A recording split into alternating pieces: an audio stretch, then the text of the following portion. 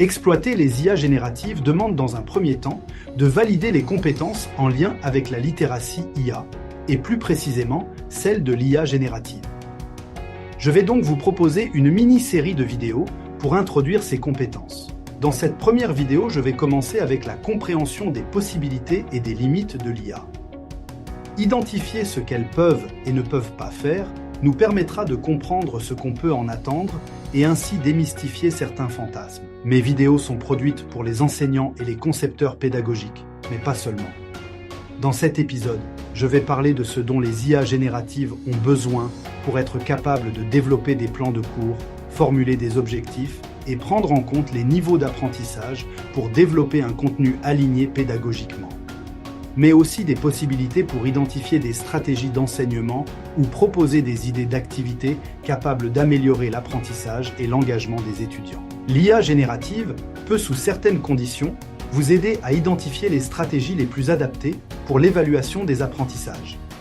Elle peut aussi vous aider à développer le contenu des évaluations. Je vais donc couvrir un spectre assez large en partant des quiz pour aller jusqu'aux questions à développement avec différentes approches comme l'idéation, la réflexion ou encore l'analyse. Je vais terminer avec la personnalisation et l'automatisation des rétroactions. Nous allons maintenant parler des implications éthiques de l'utilisation de l'IA générative dans son enseignement, comme le respect de la propriété intellectuelle, l'attribution intellectuelle d'idées et la prévention des biais.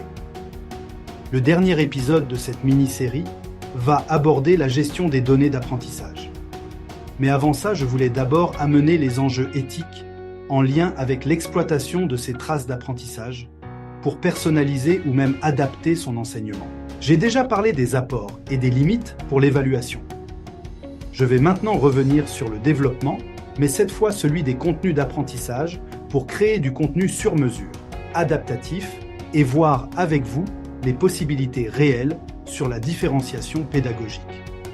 Je vais également revenir sur les impacts possibles sur la posture et le rôle de l'enseignant pour adopter de nouvelles méthodes d'enseignement en utilisant l'IA et ainsi améliorer l'expérience d'apprentissage. La compétence que je vais aborder maintenant est notre propre esprit critique avec la capacité à sélectionner les outils génératifs selon nos besoins. Je parle en effet de notre capacité à évaluer et à choisir les outils les plus appropriés pour répondre aux besoins d'enseignement et d'évaluation. Je fais souvent référence au troisième niveau d'alignement pédagogique. Dans cette vidéo, c'est un peu la même chose, mais appliquée à l'IA générative. Je vais parler maintenant d'un des facteurs de rejet à l'innovation, l'absence de soutien de vos propres étudiants. Nous verrons donc que pour pouvoir innover, il faut tout d'abord pouvoir développer chez l'étudiant certaines compétences numériques pour lui permettre de comprendre comment et pourquoi interagir avec les IA. Former les étudiants va leur permettre de travailler avec les IA génératives de manière efficace et surtout intègre. Mais cela va également leur permettre de mieux recevoir les contenus que vous aurez produits avec une IA générative. Accepter ce contenu va leur permettre d'y adhérer et par écho de le mémoriser pour ensuite le mettre en pratique. Je termine cette mini-série avec une compétence qui est, je l'avoue, d'un niveau un peu plus avancé. Elle est selon moi une compétence clé pour pouvoir encadrer efficacement ses étudiants.